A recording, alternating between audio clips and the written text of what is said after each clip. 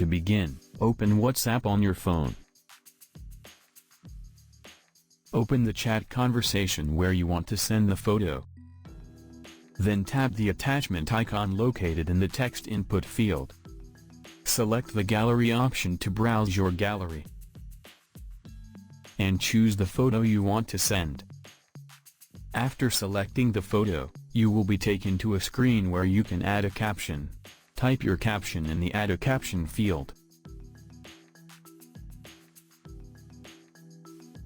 Then tap the Send button. Your photo will be sent along with the caption you added. Similar way you can send a video with caption as well.